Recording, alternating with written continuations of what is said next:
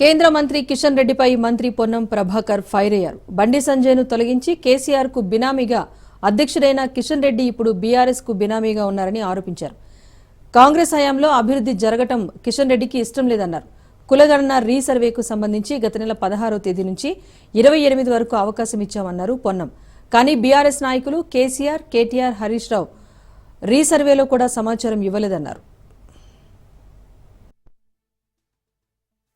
కిషన్ రెడ్డి గారు ఈ అభివృద్ధికి అడ్డంకిగా నిలుచొని తెలంగాణ అభివృద్ధికి రాకుండా ఉండేటువంటి ప్రయత్నంలో ఆయన ప్రధాన పాత్ర పోషిస్తా ఉన్నాడు. కేంద్ర మంత్రి, తెలంగాణ బిడ్డలతో ఎంపిక కాబట్టినటువంటి మంత్రి తెలంగాణకు సంబంధించి వరంగల్ ఎయిర్పోర్ట్ తెస్తే నేను తెచ్చినా అని చెప్పుకునే దమ్ము లేక ఆ మంత్రిని తీసుకొచ్చి కిషన్ రెడ్డి గారు ఎయిర్పోర్ట్ రావడానికి సహకారం చేసినా చెప్తున్నాడు. రాని వాటన్నిటికీ కిషన్ రెడ్డి కారణం అని కూడా చెప్పాలి ఆ మంత్రి గారు.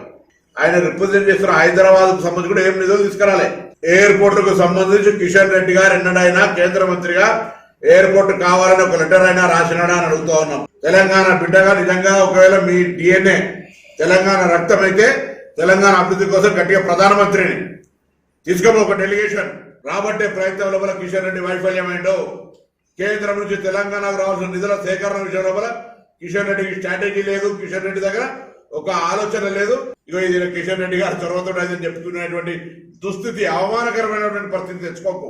కుల సర్వేకు సంబంధించి 12వ తారీఖు నుంచి 28వ తారీఖు వరకు మరొక అవకాశం ఇచ్చినాం.